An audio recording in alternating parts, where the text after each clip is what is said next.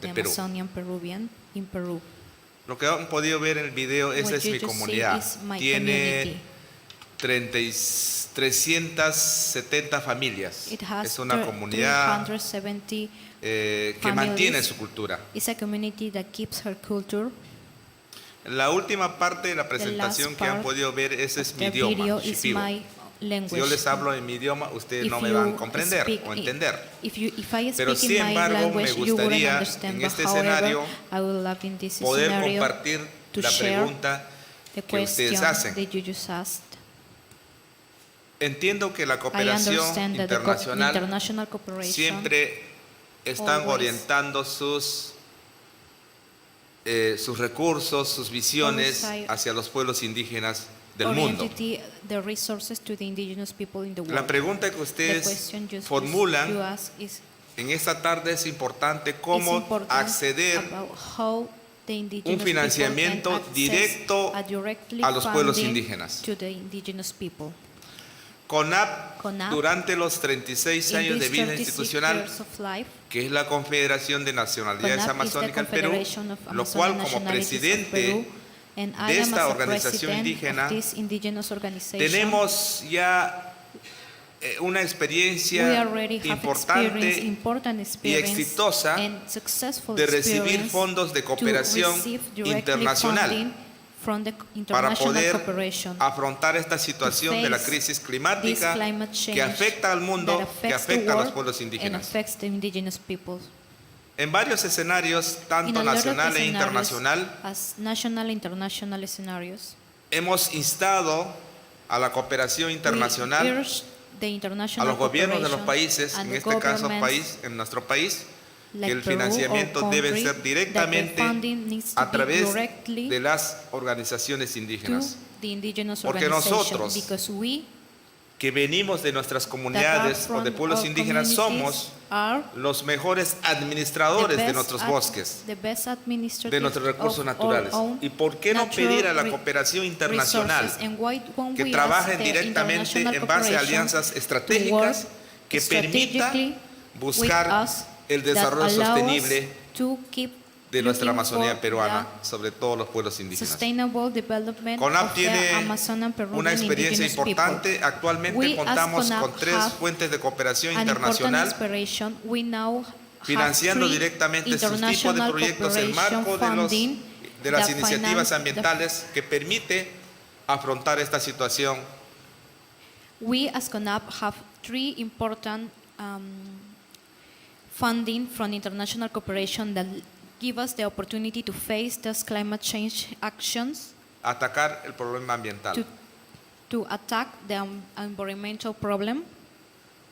Hay diferentes maneras de desarrollar nuestra Amazonía. There is a lot of way to develop our Amazonian. Por ejemplo, el tema de ecoturismo puede ser una gran alternativa. Is a really great alternative. Sin depredar al medio ambiente. Without having to sin depredar nuestros bosques, we to have to deforest our forest, sin alterar nuestra cultura, without alterate our culture, sin afectar la vivencia de los pueblos indígenas que viven allí en su territorio. Of the indigenous people that live in the territory. Nosotros a nivel del Perú, we as Peru, estamos trabajando con el gobierno peruano, with the Peruvian government, a través del Ministerio del Ambiente del Perú. Environmental Ministry of Peru. Estamos trabajando, por ejemplo, el tema de RENAMI, Registro Nacional de Mitigación. The National Mitigation Register. Es un proyecto muy importante donde participamos los pueblos indígenas para construir una herramienta que va a garantizar los derechos colectivos de los pueblos indígenas en materia ambiental. Y creo que es importante que articulemos acciones conjuntas los pueblos indígenas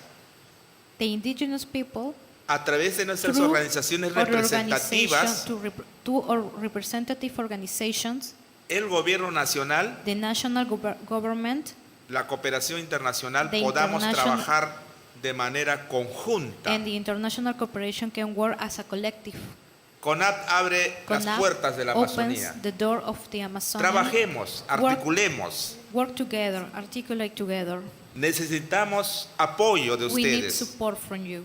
porque nosotros podemos contribuir una Because we parte can contribute de mitigar la crisis to climática mitigate the climate change, en el mundo, in sobre the todo world, en nuestra Amazonía del especially Perú. in our Amazonian.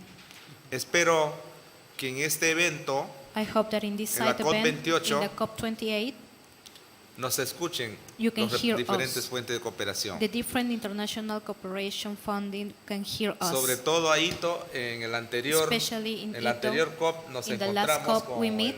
acá hay un señor, por acá está, We met nos with encontramos someone, y ahora nos haya and now invitado, ¿no? you Nos are haya invited invitado a us este evento to be here para in this formar side event, parte de panel, ¿no? to be- Como expositores to be de here este as one evento internacional acá en el COP 28 in this international side event Dubái. here in COP28 Dubai. Entonces, para terminar, yo So to quisiera finish, pedir I nuevamente will very much ask a la cooperación again to the internacional, international cooperation, a ITTO sobre todo, to ITTO, que and los to everyone, financiamientos deben ser directamente a to pueblos that indígenas. the funding needs to be directly to the Hay indigenous suficiente people. capacidad en CONAP. CONAP has Primero, a lot of hay capacidad capacity. política. We have political decir, capacity. CONAP como CONAP, organización as an hace incidencia organization, política a nivel gubernamental, Works a nivel de with the cooperación government, internacional, with the government, national and international, y que todos estos recursos pues puedan llegar and directamente a los that pueblos all these indígenas. resources can get Hay directly capacidad técnica. with the indigenous Me people. acompaña There algunos is técnicos technical que a Alex, a capacity. Rocío, I am a here ella misma, Karen, some que somos un equipo y part of the además por parte de technical team. recursos We are económicos a group. no hemos podido venir. No se trata de cantidad, sino de calidad. There is not a lot of us. It is not about quantity, but about quality. Y que hay una capacidad técnica, And there is a capacidad technical administrativa, capacity, administrative, capacidad contable accountant, para el buen uso de los to the recursos good use que of nos the puedan resources asignar that the cooperation, a the través de international los diferentes cooperation can proyectos, assign to us la through the cooperación different internacional. projects that we've Mi been compromiso también con developing all these ustedes, years. My estoy compromise seguro que with you, ustedes están pensando en la Amazonía I del know Perú, you are thinking están about the pensando en los Peruvian bosques, Amazon, you are thinking están about the pensando en la forest, cultura de los you are pueblos thinking indígenas. about the Nos va indigenous a people permitir culture, todos and I know ir this will formando allow conciencia us y cómo poder atacar to be la conscious crisis on how to climática face the en nuestros climate territorios, change in our que territories, somos los pueblos indígenas. in the indigenous people territory. Como le comenté, As I said muchas before, gracias. thank you so much. Yo soy un indio shipibo I am a Chipibio de la indigenous Amazonía del Perú, man con mucho orgullo. from the Hablo Peruvian Amazon. perfectamente mi idioma, I speak my shipibo, language y me Shipibo, siento muy orgulloso and I am porque very nosotros proud somos hombres del because we bosque, are forest people. hombres del río. We are river people. Vivimos con la naturaleza, We que live es la with the madre nature, tierra, a quien or debemos mother cuidar nature, bastante. that we need Y to ustedes son need to take care nuestros of. aliados estratégicos And you all potencial are para our este desarrollo sostenible que strategic por historia allies los pueblos to indígenas develop necesitamos and to construir take care, y atender y sobre todo and we need to dar construct una respuesta and attend, frente a la crisis and of climática course que a give todos an los answer humanos nos to the toca. climate change. Quiero expresar That is y agradecer our en mi idioma shipibo, responsibility, and I que want to dice, thank and "Icha express in my Birisiraca". language. Muchas gracias. Thank you so much.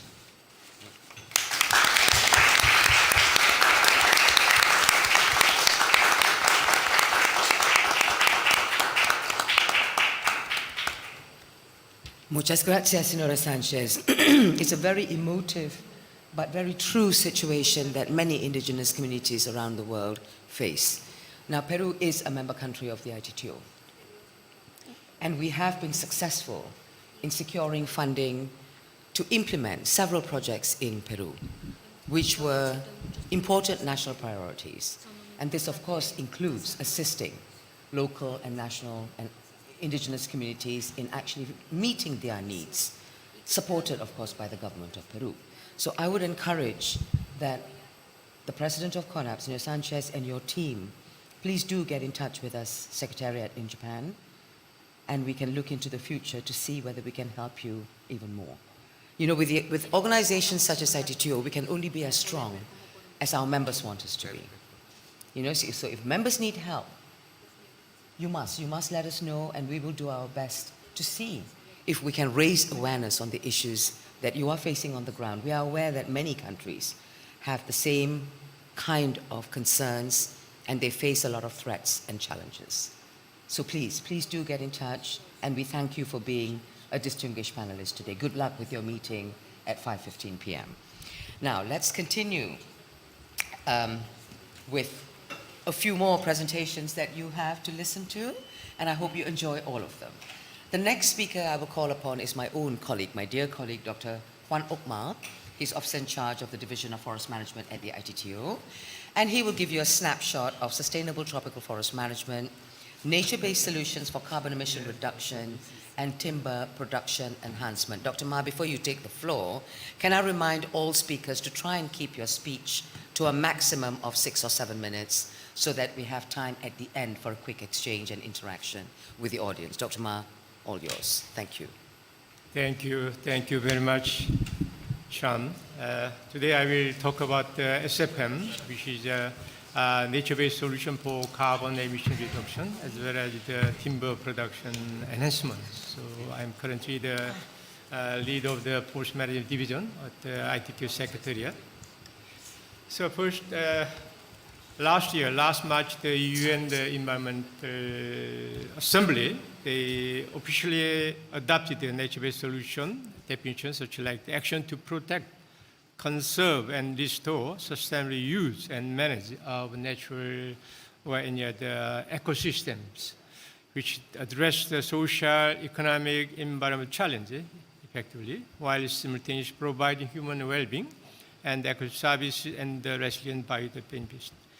I think this principle, one of the principles is very clear. A variety of the social or economic environment issues such as climate change can be addressed by the leveraging the nature-based solution mechanism. I think this is kind of the nature-based solution principle and definition. Based on that, I'd like to talk about today's topic is the SFM. What is the meaning of the SFM? So basically, ITTO, about more than 20 years ago, we defined SFM such as the process of managing the forest to achieve one of the more clearly specified objective of management with regard to the production of continued flow of goods and service without the undue desirable effect on the physical and social environment. That was 20 years ago, how all intellectual experts, they put effort to define the SFM such as. So this is believed that one of the close links with the nature-based solution. In ITTO side also, SFM guideline, how to enhance the performance of SFM through the old sketch from the policymaker and the practitioner. We had the SFM guideline. Also how to assess the achievement of SFM criteria indicator. I think ITTO one of the pioneer organization to introduce the CNI. So this we start in 92 and recent 26.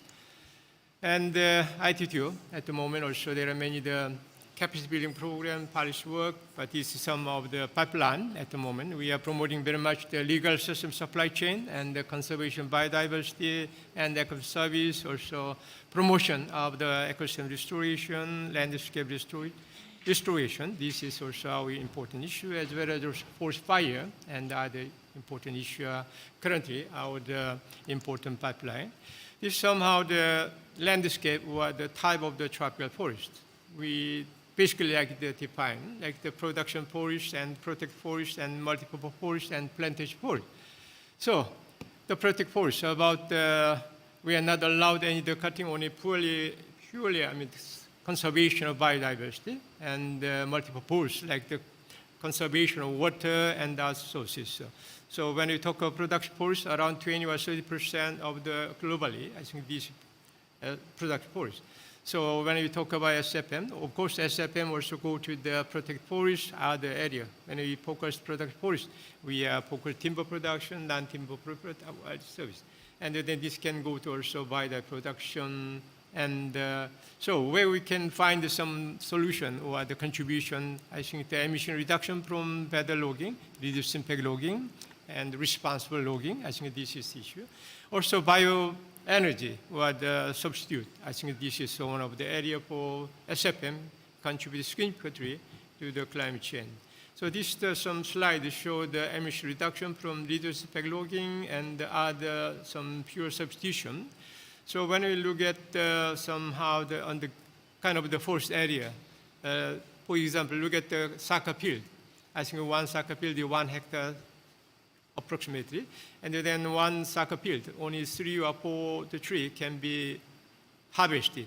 So harvesting came from the annual coup, operational coup, and detailed mapping and the mapping. And this mapping only allow harvesting only the eligible tree. So this is avoid any the kind of the mother tree or any the slope and the river and pond. I think this is somehow the practice made by it. So this area, as I mentioned, like the carbon reduced effect logging compared to the conventional logging, I think there's a lot of improvement in terms of productivity, also in terms of carbon emission, and also substitution to bioenergy, and then use of the wooden harvest wood product. I think this is a lot of opportunity for forest sector to contribute there. So bioenergy, wooden building, and all other things are really important. So regarding the legal and sustainable supply chain, ITTO used to work with the German government, Ministry of Agriculture, German Federal Ministry of the Agriculture and Food, and we work with this is one of the examples how we promote supply chain based on the legal sources. So we work some of the area like the upstream, particularly the genetic conservation, and also particularly the better practice on the ground, and minimizing all the environment negative impact, and then also working for the certification, and downstream, we try to also adding value to the product. I think this is also very important challenge and marketing, and also reduce all the trade costs. So this somehow how we moving from upstream to downstream. And one of the examples, just I bring your attention, in one species like teak. Teak is from one of the species like globalized from Asia to Latin America and Africa, all tropical region. They are very much the promotion of the plantation. I think this is all of the teak, 94% go to the India, and then some of percent go to China and Vietnam. And in terms of the production, we see all the from Africa, Ghana, Benin, they are 25% production, and other Latin America, Brazil, Colombia, and Costa Rica, Panama, and other things. They are also important player to contribute to this chain. And under this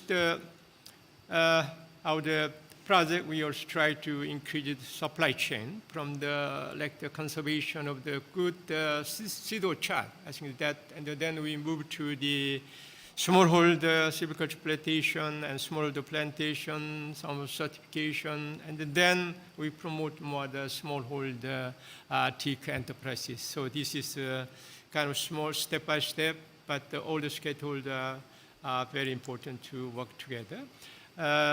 In addition to supply chain, also we are very much also adding the value. What would be value chain in the all segment? So smallholder, and then middleman, and the sawmill, and the retail or consumer. I think we understand certain dependent country also important things. All the segment, I think that this is like middleman, or sometimes they are playing the important role, but the important things how to also increase the benefit to the smallholder plantation. I think that is definitely all the concern and the effort to promote. And harvest wood product. Previous also other session we had to talk about sustainable wood use and harvest wood product. We expert indicate 1 cubic meter of the wood can store about 0.8 to 1 ton of carbon dioxide. So when we look at the wooden task or wooden house, that huge also storage of the carbon, I think that is the absolutely we are promoting the wooden city or wooden construction. And in this case also I showed with some of the value added by the design, some of the young designer, they can also add value, so the price somehow, the station can come up very quickly. So this is my last slide, and the sustainable forest for sustainable future. So how can we address all the global and national challenges?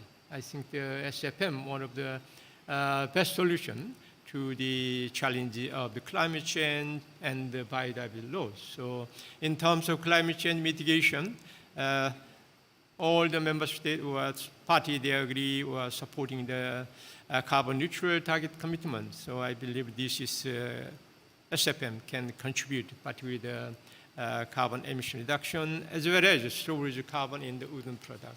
Also in terms of biodiversity, we, ITTO, as well as other organizations, we are working together.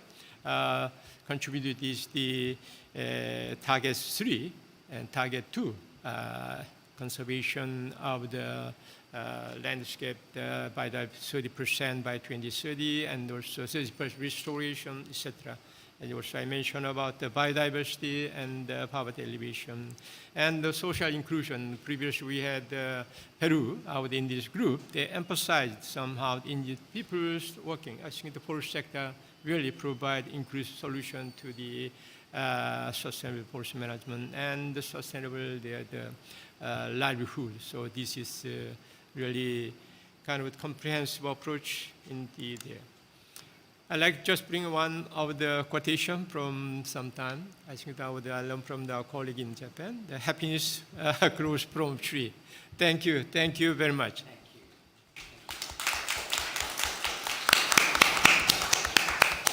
Thank you very much, Dr. Ma, for a very comprehensive presentation on what SFM really is for some of you who may not know what it entails. And so you've seen that it has methods and systems that need to be implemented.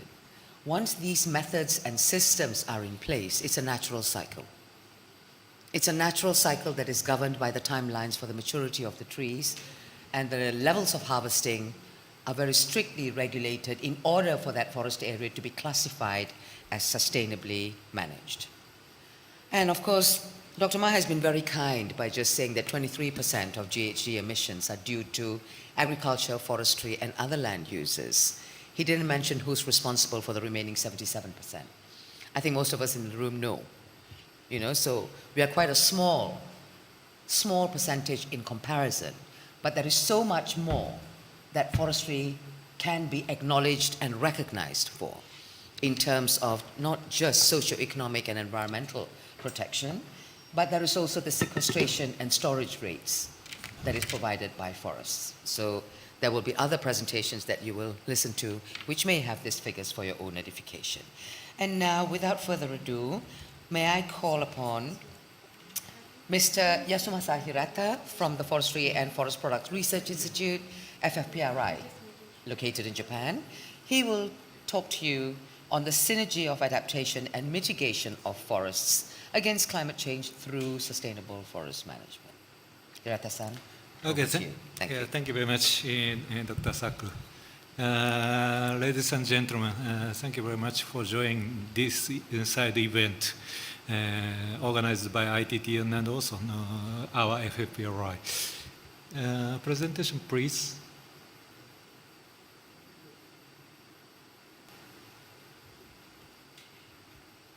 Tech team, I think. Yes. Ah, okay. So today I'd like to talk about the synergy of adaptation and mitigation of forest against climate change through sustainable forest management. I'm not so optimist, so I understand that the difficulty of synergy between adaptation and mitigation, but we need to look for some way to solve the problem of climate change. So, according to the IPCC special report on climate change and land activities in the agriculture, forestry, and other land use sector, sector account for 33% of total the anthropogenic emissions of greenhouse gases. The IPCC identified lead plus the activity with the largest potential for reducing upward emissions. Where? Yes, but Okay. Oh, towards the screen. Yeah. Over there?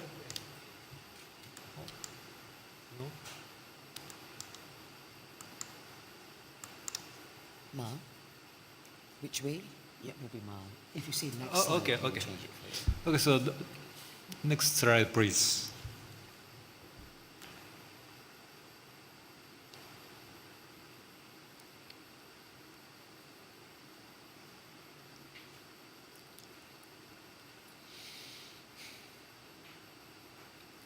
Apologies, ladies and gentlemen. Sorry. Small technical issue.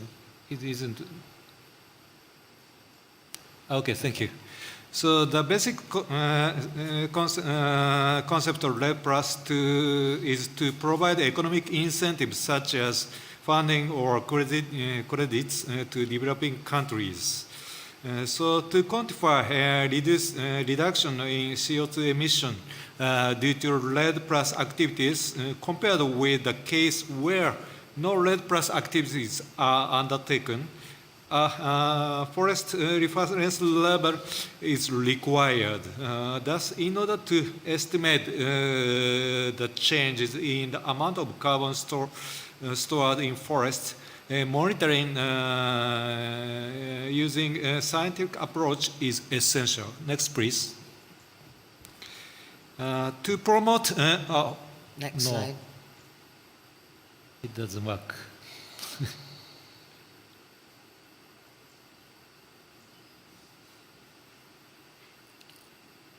Sorry, Yeah. I want to move to next slide, Next but slide, yeah. the controller cannot. It's not doing it. Okay, thank you. To promote project level activities, Japan has established and operating a joint credit mechanism, namely JCM. The main concept of the JCM is to contribute to the sustainable development of developing countries and other countries by promoting the diffusion of advanced decarbonization technologies, product systems, services, and infrastructure, and the implementation of mitigation actions. Next, please. No, not. Once more.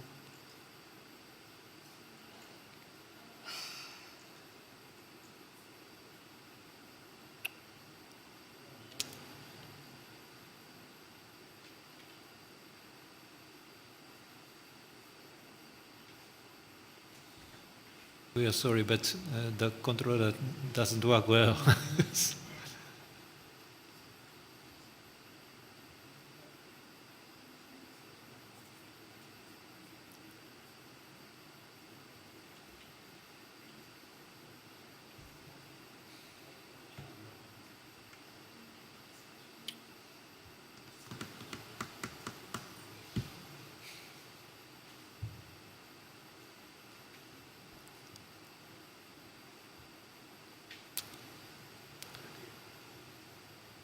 So how we should do?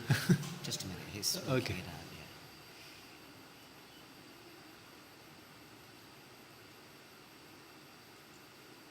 out, yeah. Yes. Yes, this one. Okay. So the joint committee between Japan and partner countries play an important role in the JCM registration processes.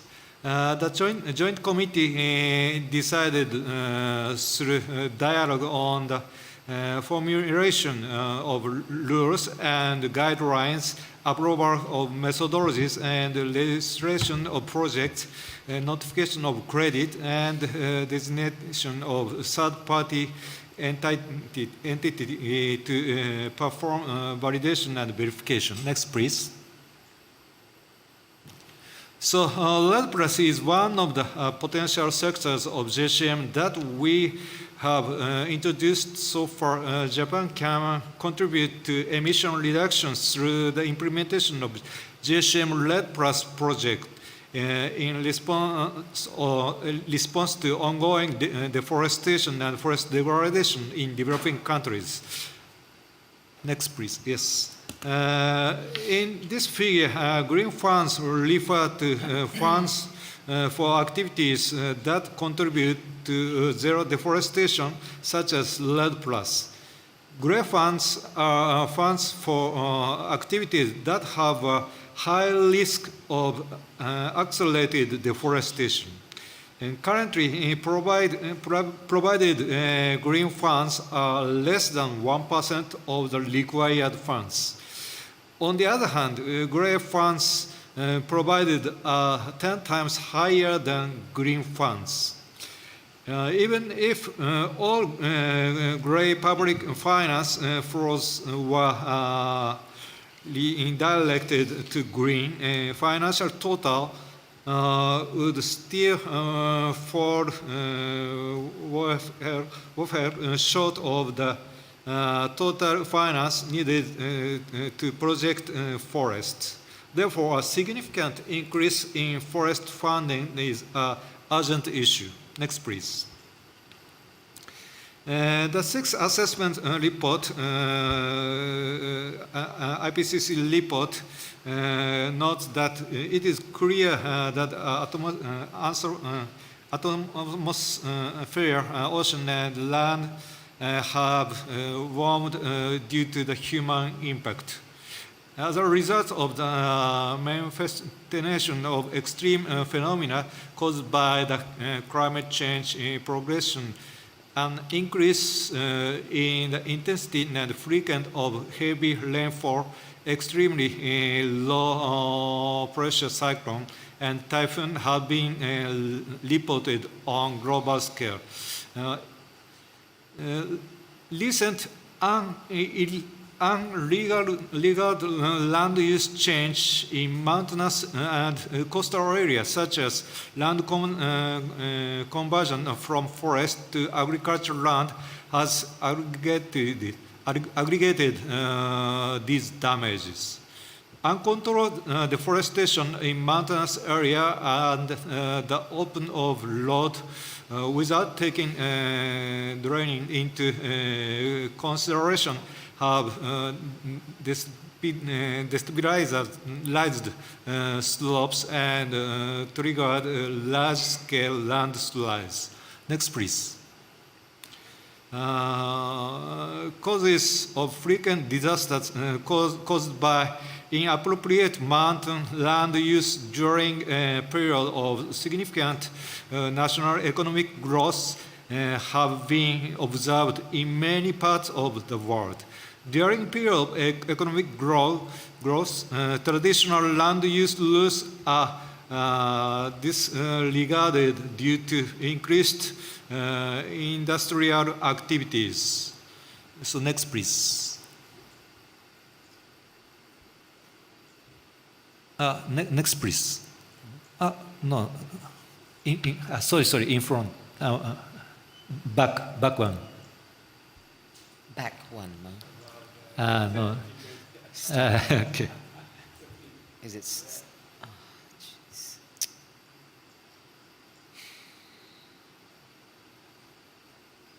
Sorry, it's important slide, so I'll show it and then I finished my talk. Many more? No. I conclude. Have to rush. Yes.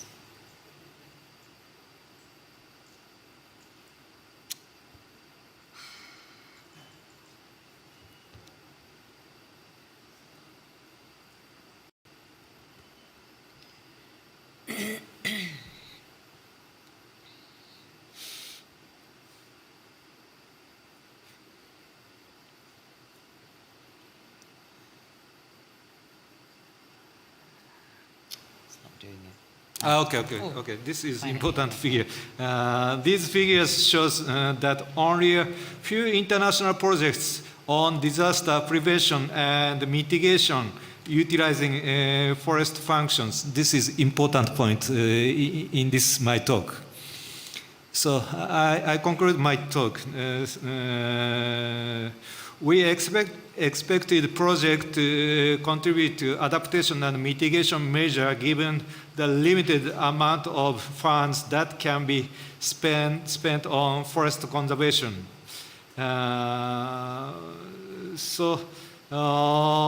example, could you move, or it's impossible? No. Okay, okay.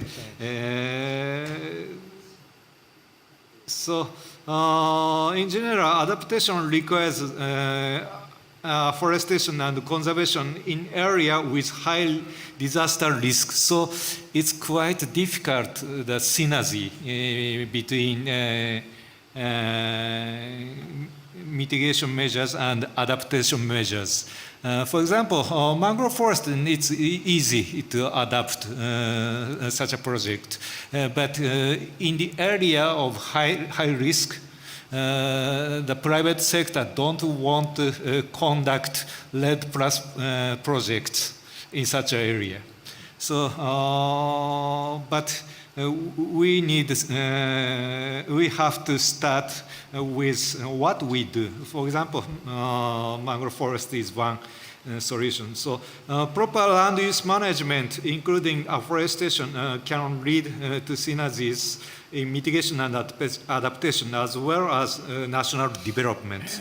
So this, I guess this is all today I want to talk to you. Thank you very much.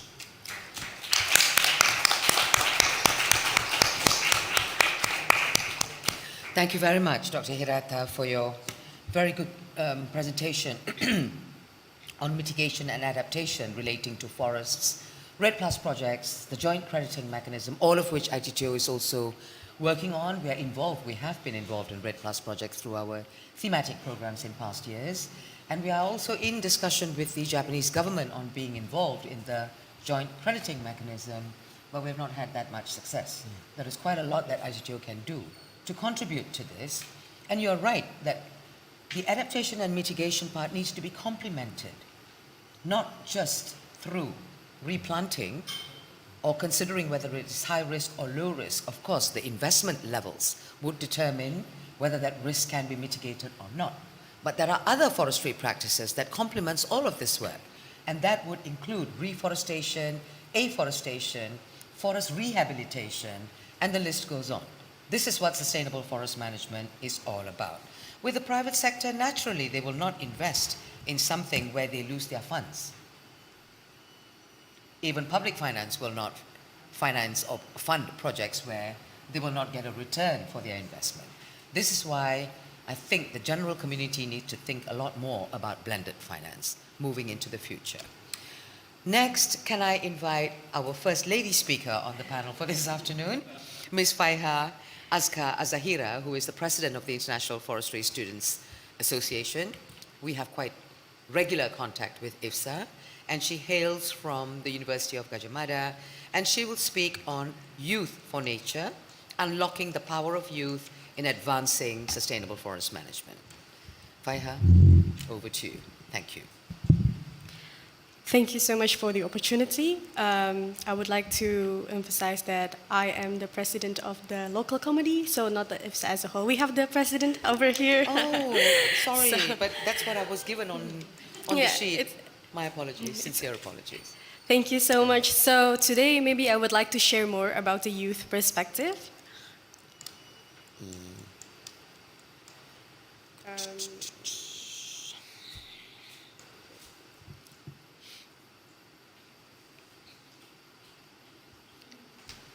Tech team, sorry, we're having trouble again with the PowerPoint and the controller. Is something wrong with either the sensor is not picking up or the battery's dying out?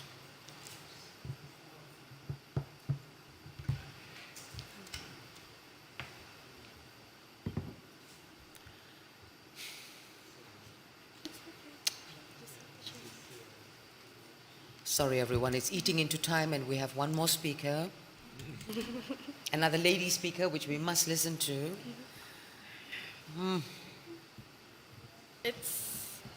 I love technology, but I get extremely frustrated when something simple goes wrong. Happens all the time. Okay. Doesn't it? Perfect. Wonderful. So it was the flipping controller after all. Off the record, that one. Okay. Thank you Go so ahead, much. Farhan. I'll be continuing. Yes, so today I will be sharing more about the concept for youth for nature, unlocking our power in advancing sustainable forest management. We're going to see what are the efforts in advancing the practices itself in the field. But before moving on to that, I would like to take us a little bit back about what this is all about. I think the fact that we need to emphasize is that tropical forest does play a critical role in maintaining ecological balance. It supports the biodiversity and also it mitigates the climate change, the crisis that we are currently facing in the status quo. And at the same time, they're under unprecedented pressure for conversion to pastoral and also agricultural land. This is all the while we need to fulfill the needs of goods and services, including timber and also other forest products. This is why it has become very important for us to see the progress and also the process, the long way that we have taken to change and also to have a development regarding the principles for forestry management that shifted from time to time.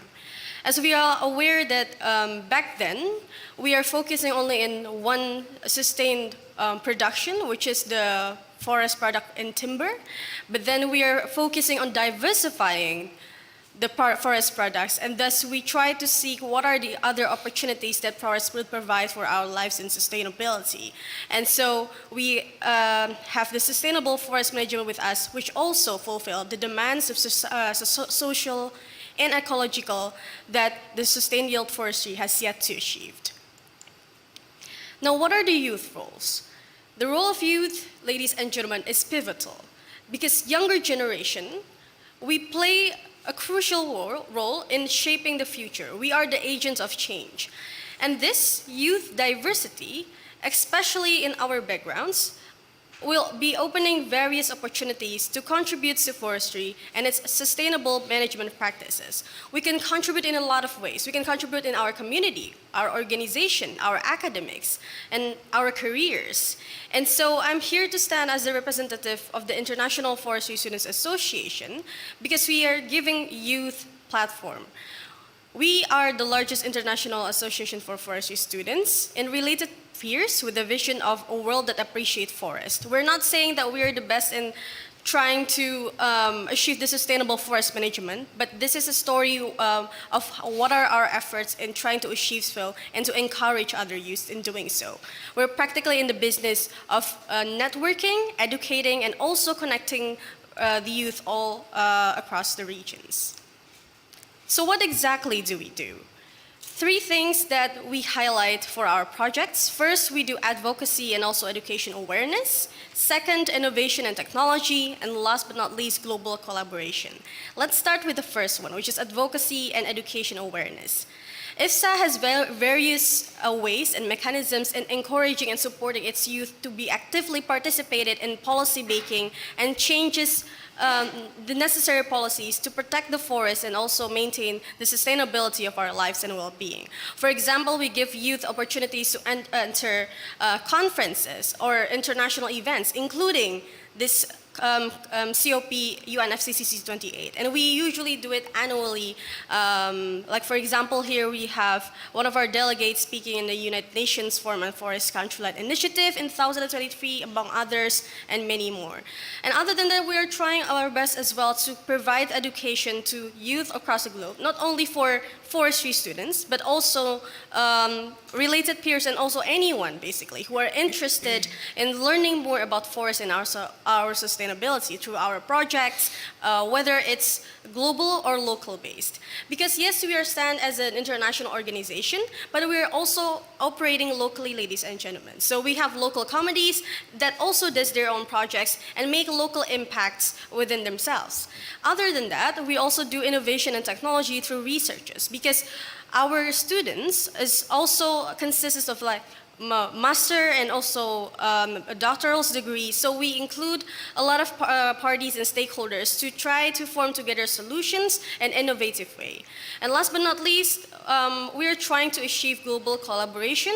IFSA has many partners. Thanks to all of our members, we have created long-lasting and also fruitful networks that has given us a lot of opportunities and other students as well. And one of the examples today, we successfully managed to create an agreement as well with the Australian Forest Product Association, and we wish to also improve this in the future. Now, what else that we can do as young professionals? What we are trying to see in this perspective is that young professionals can also work on country-based solutions. So yes, we are also working globally, but we need to also remind it of our origin nations and our identity itself. So since I'm coming from Indonesia, I would like to share a little bit about what is Indonesian Enhanced Ambitions. So responding to the Paris Agreement mandate, Indonesia submitted its enhanced or updated nationally determined contributions to the UNFCCC Secretariat on September 2022. Here we try to emphasize the multifunctions of forest through multi-forestry businesses to support Indonesian NDC targets. So we are trying to achieve the follow net sink or the forestry and other land use target of net sink 2030, which focuses on the utilizations of not only timber products, but also non-timber products, aerial optimization, and also environmental services. This is what I want to emphasize, especially in the environmental services. So a little bit of sharing as well. I also work in one of Indonesian restoration company where we try to balance between restoring the forest while also maintaining the social impacts and also biodiversity. I think these kind of initiatives are the one who continuously and also like slowly but surely impacted and also benefited to the whole system and also to the whole target itself through sustainable forest practices within the field. Now, what are the necessary actions to support forest and carbon and biodiversity projects then? In the youth perspective, there are actually many things that we can imagine to contribute. But the main thing I think that we need to underline is how do we build awareness to the public and including youth within ourselves. What are the several points that I would like to highlight? First is the growing potential of green businesses. I think our previous speakers has already kindly explained about the potential of like carbon trading and carbon market and also biodiversity projects that can be potentially really helpful to achieve our target in the future. And I think this is the one that we need to highlight in our future projects. Second of all, the urgency of integrating nature to their operating models. This is very important, especially for businesses and also for investors, for example, like banks and also, for example, like corporations, so that they know the urgency of why do they need to apply this mechanism in the very first place. Third is the right practices of sustainable forest management. This can be done through various ways, reduced impact logging, intensive silviculture, and other practices that we can share through our peers.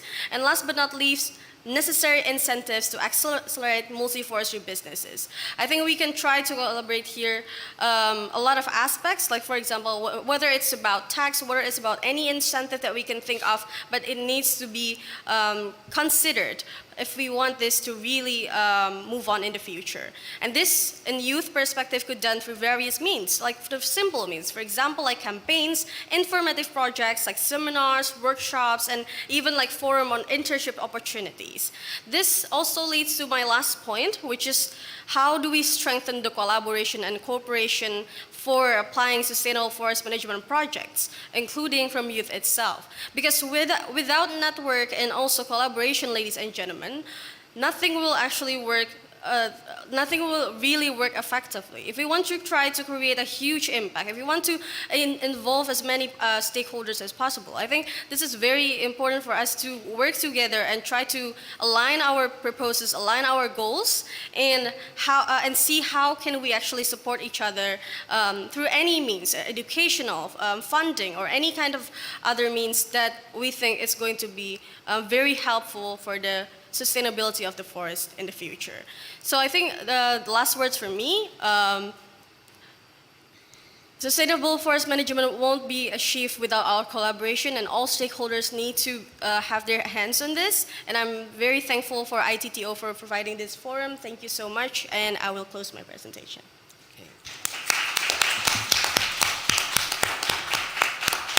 Faiha, the pleasure is all ours to have a young lady like you come and speak quite passionately. Thank you. And very encouraging for the future youth. I mean, ITTO firmly believes that the youth are the custodians of the future. Old hags like me will be gone soon, you know. We don't last that long. I'm speaking only for myself. Okay, so as age goes by, I mean, we have been involved in quite a number of educational activities over the last few years. And we've discovered actually that the youth uptake in forestry and the timber processing industry is pretty low. Nobody wants to work in the dirt, you know, walk in the mud, get bitten by leeches and mosquitoes. Everybody wants to sit in a nice air-conditioned office with a nice laptop and, you know, come to international conferences. And it's quite a nice thing to be doing, you know. But please, I appeal to the youth who are in this room, and please spread this word wide and loud amongst your colleagues. We need people to be on the ground. ITTO also firmly believes there are so many policies and practices and manuals and frameworks, systems, you name it, it's there. But we need people on the ground to make it happen. We believe very much in that. And we also believe in the multi-stakeholder process. It needs to be a collaborative effort amongst everyone. We also found out that forestry education, this was through a joint project that we conducted, again with funding from the German government, but in collaboration with our partner organizations from the CPF. So we did this project in tandem with FAO and with AYUFRO. And we found out that the quality of forestry education is also pretty below par. So there's a huge report that's available on the ITTO website. You can also look at it on the FAO website, which will explain the shortcomings that were discovered. And we can't move too much further in taking the outcomes and recommendations of that project forward due to the lack of funding. It's so important for the future. So please read that report, and when you do your advocacy, please push strongly, because we believe it's so necessary. ITTO also has our own fellowship program, which is totally reliant on donor contributions. So we are grateful to the donors who over the years have provided opportunities to more than 1,400 young professionals and mid-career professionals to pursue further education and tertiary education and training. And it's opened up many, many doors for them. And we hope that we are able to continue this moving into the future. Okay, now we need to invite our last speaker, Ms. Sunita Subramanian, who will join us by video, and she will talk to us about advancing forest landscape restoration in the tropics, experiences and lessons for socio-ecological resilience and empowerment of women in ITTO projects. Can we have the video presentation now, please, tech team? Thank you.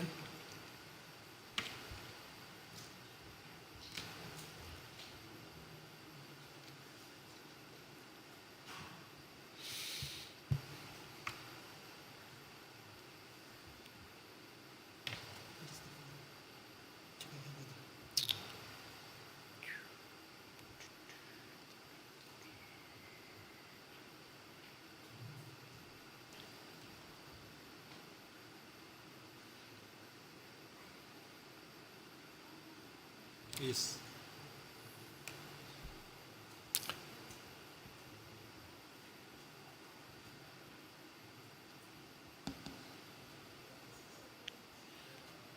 Volume, please.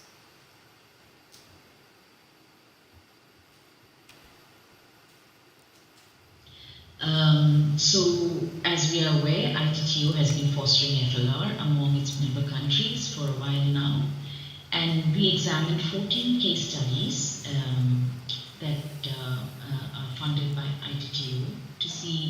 how successful they have been in incorporating FLR principles. And it also looks at various socio-ecological benefits that can be accrued from these endeavors, with some recommendations at the end. We basically did an ex-post assessment based on the project completion reports of these different cases, these 14 cases, and against the FLR principles as the criterion that was used to assess them. We also identified challenges and gaps in potential solutions that we could identify. This is a quick slide. I mean, it's very busy, but it's a slide to just show the list of project sites, and that covers all the way from Latin America to Fiji and to the Pacific, I'm sorry, and it looks at different kinds of projects are part of it, including mangrove restoration to conserving native timber species, to also looking at developing software applications in order to monitor and assess forest restoration activities. The emphasis, of course, is on forest landscape restoration and how different stakeholders are involved in the process. Before we get into how they fared in their design of the projects, some of the challenges that were encountered across the different projects, I shall highlight them now. And you can see here the biggest challenge really is the lack of capacity, awareness, and information. And this is, of course, again diverse, because this lack of capacity, awareness, and information extends across the decision chain, from local communities all the way up to policymakers. And within policymakers, again, each of these stakeholder groups really, it is divergent, because, say, for instance, policymakers, you have the Rural Development Ministry, the Ministry of Environment, those involved with agriculture, with forestry, energy, and infrastructure. All of them have a stake in the landscape, and having a coherent policy such as this and implementing it is not necessarily something that they have been exposed to, and therefore ensuring that FLR is successful requires that all of them are sufficiently informed, that awareness is high, and the capacity is to actually work together, to synergistically work together, and to leverage on each other's strengths also needs a lot of addressing. The second highest challenge is really poverty and the whole income stream for local communities. And if we don't speak to the basic motivations and well-being priorities of these different stakeholders, bringing in new initiatives such as FLR will not fly if they are not convinced how it is going to address these issues. And of course, linked to that are issues of disputes between stakeholders, how to address demographic changes such as out-migration from rural areas and such. Now coming to how FLR principles have been incorporated in the different projects, and we can see that almost all the projects have done their bit to actually try and follow as much as possible the FLR principles. Not completely, but there's a lot, it's an encouraging sign. There's a lot that has been covered.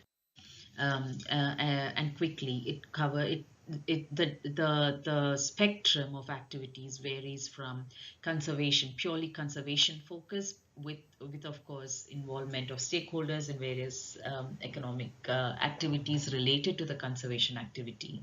But it's also looking at how to prevent forest fires, how regulating functions such as water, soil, fertility, etc. can be better enhanced, how co-governance regimes can be set up, etc.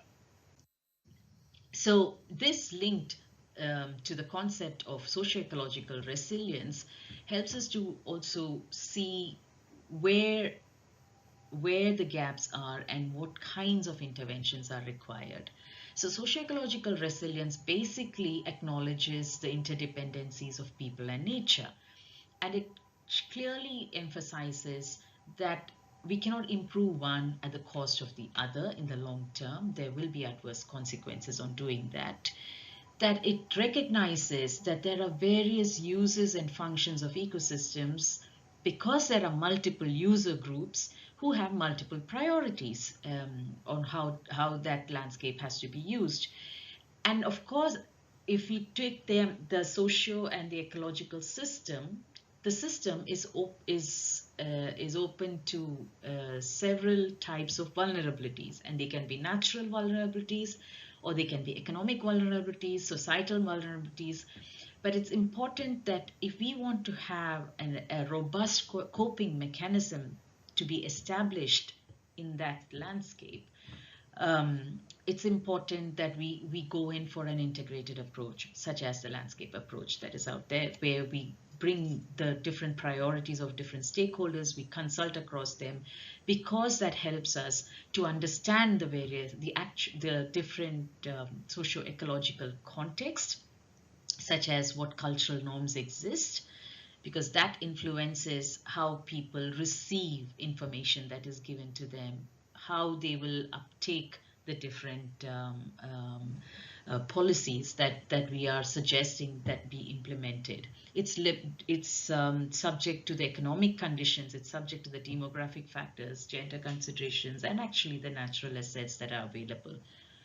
But this, and therefore it tries to minimize the adverse trade-offs across the various types of decisions that may be taken.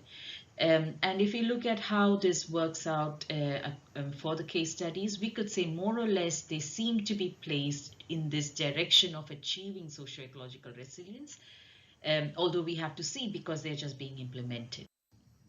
And some highlights is that we can see that almost all of the projects have tried to incorporate, as I said earlier, the FLR principles. They all try to maintain and restore multiple ecosystem functions. And of course, since they're all forestry projects, forest restoration is paramount as their objective. But there are two important points that I'd like to make, is that all the projects have tried to tailor their interventions so that it is acceptable and adoptable to the local context.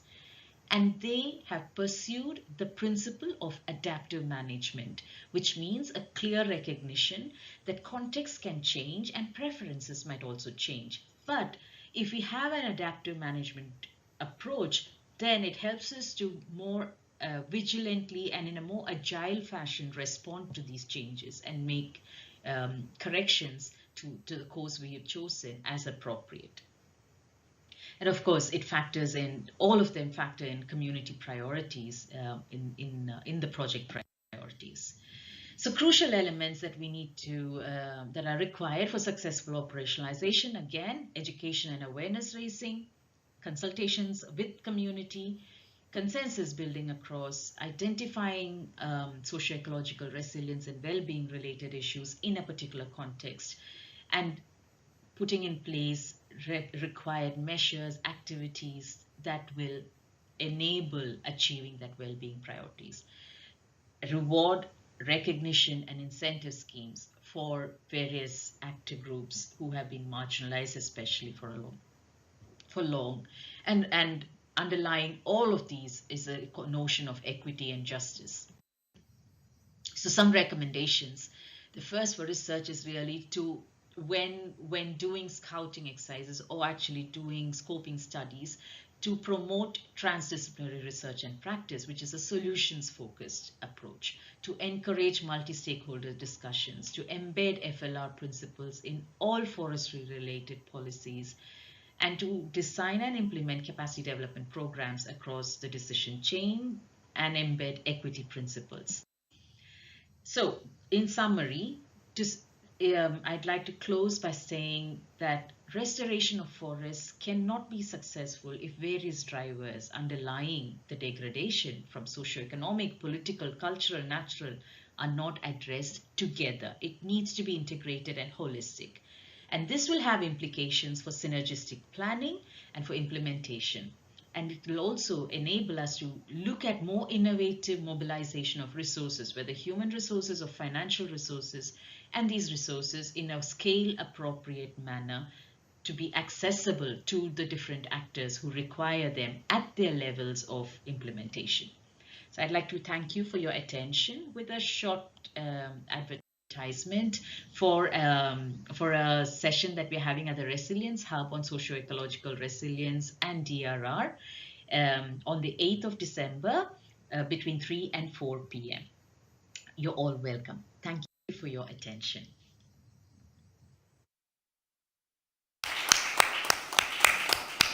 Thank you so much to Dr. Sunita Subramanian, who had to join us by video because I feel that she's traveling today and she will be here tomorrow.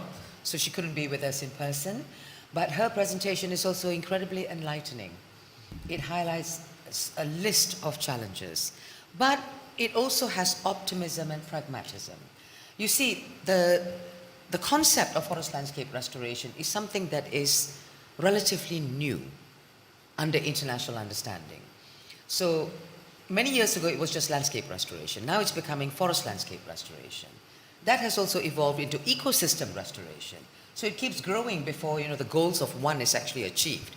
So I think part of that stock-taking process amongst all stakeholders is to decide where to start and what can be achieved before making progressive improvements, moving into the future, covering that evolution of the processes as it goes along. But I thank her very much for what she has said, and ITTO is committed to forest landscape restoration. As you can see, we've already been doing parts of landscape restoration in our multiple projects even before the programmatic line on landscape restoration was actually approved by our council. So we were already doing it, now it's official. Anyway, I would like to open the floor to questions from the audience, and can I just say to all speakers, if you volunteer to answer the question, please keep your intervention extremely short. We have 10 minutes and 42 seconds, it's ticking away. And there was supposed to have been a Peruvian colleague to come up to take the questions. Is he in the room? On behalf of the CONAP president? Mr. Sánchez, are you here? Obviously not. Okay, let's move ahead. Please. You might need a microphone. Do we have? Thank you. Thank you.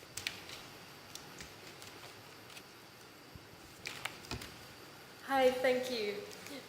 I'm Heather. I'm a forest engineering student from New Zealand.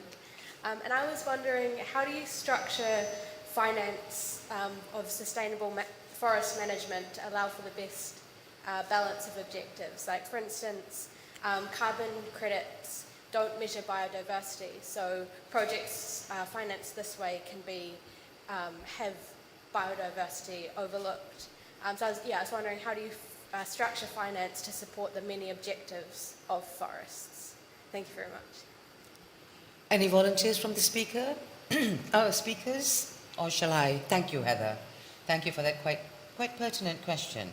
I have an answer, but if any of our speakers wishes to answer that, you're welcome. Anyone? No? Mai, you want to give it a shot? Please, go ahead.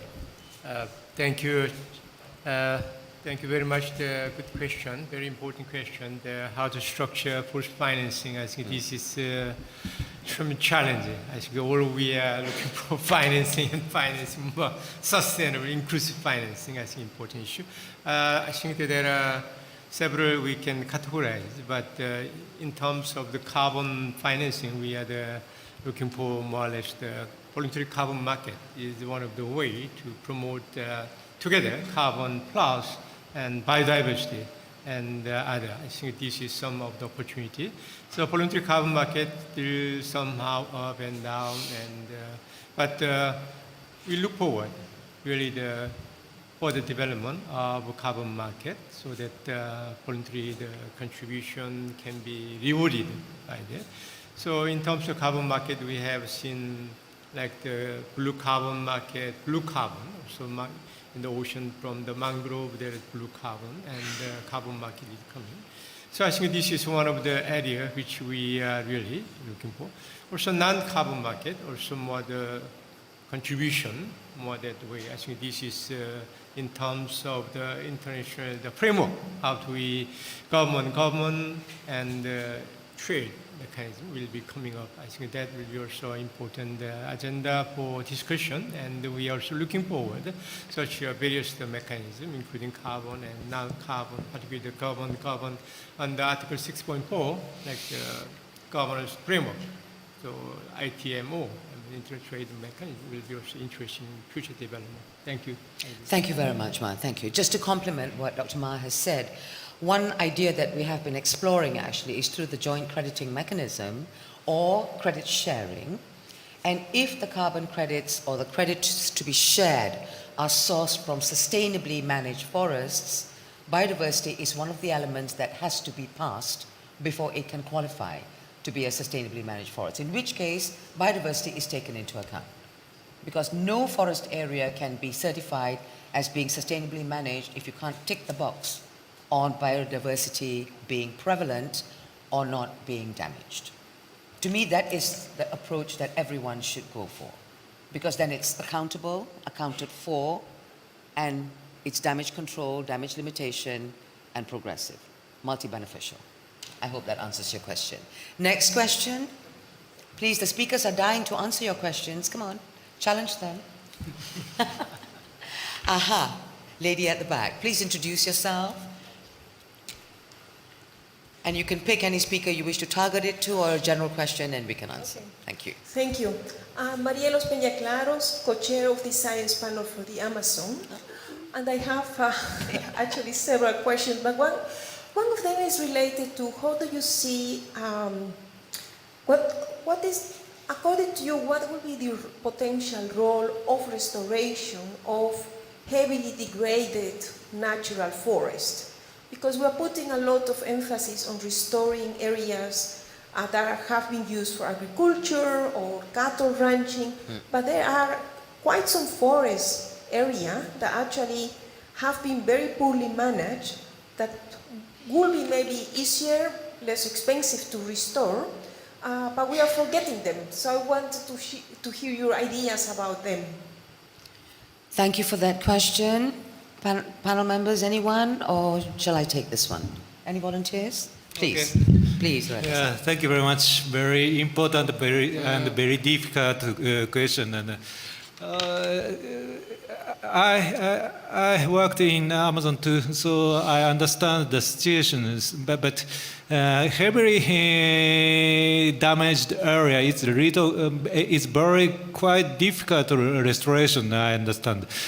So, of course, not only fund, but also techniques or knowledge also required in such a case. So, such a knowledge or technique, it's quite specific. So, we need to look for suitable methodology in each type of forest or in each regions. Thank you very much, Dr. Hirata. Anyone else? It is actually a very, very good question, because that is also something that ITTO is forwarding. Not just the restoration of, as in completely converted land to be brought back, because the only solution there would be plantations, provided the soil is not too chronically damaged. Normally with farmland, it's impossible to rebuild or replant forests unless you do soil enrichment and the rest of the practices, and that can be quite expensive. So we need all of you to actually advocate this also loudly, particularly to the crowd who are here at COP28. I mean, we read headlines yesterday saying that the largest number of forest investors or climate investors are here at this COP. But people like us don't have that much of an option or chance to actually interact with them. So please, if any of you come into contact with them, please talk to them about natural forest regeneration. One last question, I think. We have 3 minutes left. Okay, thank you for the opportunity. My name is Tina. I want to ask, based on the business perspective, do you have any, what kind, your experience or a clear guidance about the business sector toward the sustainably forestry management and biodiversity, especially some of business ethics, sometimes they're really questionable toward this. Thank you.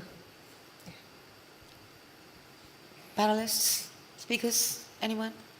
From the business perspective? Yes. Okay, Yeah. you Yeah, try. very brief. Go ahead.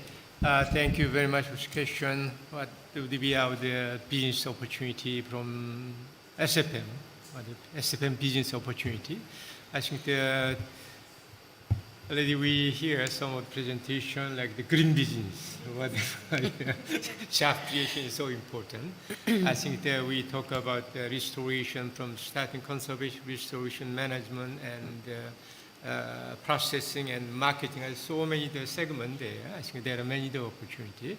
So how to concentrate some of the segments? I think this is up to the stakeholder. But we understand that there are many future. I mean, the green business, green job. I think that will be for sector. I think I just mentioned about the nature-based solution. I think the SFM is more comprehensive, covers all the segments. So I trust in the future more the green business of the young generation. Also they can join and they can find, or they can contribute, so that our future more rely on the green business or green mafia. Thank you. Thank you, I Mark. have a short comment. Okay, quick. Very short comment. The forester doesn't consider the business, but after Red Pratt's introduction, there are many chances for business. So just starting now. Thank you. And closing words, actually, on the same question. Thank you for that one. It requires investments, naturally. When there are investments, then you need enforcement and governance. So there are the environmental and social guidelines that the banking sector and everybody else is being faced with. It could be that that can be adapted in order to make the sector more attractive. Because we can talk about green businesses and green opportunities. We need to make those opportunities sustainable. Green alone is not sufficient. It needs to go into the future. Green will be a niche. A hell of a lot of what is going on out there is not actually green as such.